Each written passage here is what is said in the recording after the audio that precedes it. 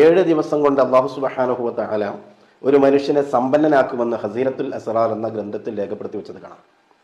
എന്താണ് നാം അതിന് ചെയ്യേണ്ടത്? 7 ദിവസം കൊണ്ട് സമ്പന്നനാവാൻ നാം എന്ത് ചെയ്യണം? ഐശ്വര്യത്തിന്റെ മാർഗം അല്ലാഹു തആല നമ്മുടെ മുന്നിൽ തുറന്നു തരാൻ നാം എന്താണ് അതിന് ചെയ്യേണ്ടത്? ഹസീനത്തുൽ അസ്റാർ തന്നെ വിശദീകരിച്ചത് കാണാം. നാം ചെയ്യേണ്ടത് കുറഞ്ഞ നിബന്ധനയോട് കൂടി പരിശുദ്ധ ഖുർആനിലെ ഒരു അധ്യായം പാരായണം ചെയ്യുക എന്നുള്ളതാണ്. അലം നശ്റഹ് ലക സദ്റക് എന്ന് തുടങ്ങുന്ന സൂറത്തു ശറ എല്ലാ ദിവസവും 5 നേരം നാം നിസ്കരിക്കുക. നിസ്കാരം തെറ്റിപ്പോവരുത്.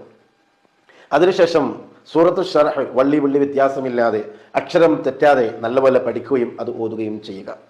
എല്ലാ നിസ്കാര ശേഷവും നാം ഓതണം. അത് ഒരുപാട് ദിവസം വേണ്ട, വെറും 7 ദിവസം നാം ഓതുക. ഓരോ ദിവസവും നമ്മൾ ഓതേണ്ടത് ഓരോ നിസ്കാര ശേഷവും 40 പ്രാവശ്യമാണ്. അതിനിടയ്ക്ക് എന്തെങ്കിലും നമ്മോട് വിട്ടുപോയാൽ നാം ആദ്യം മുതൽ തന്നെ വീണ്ടും തുടങ്ങുകയും വേണം.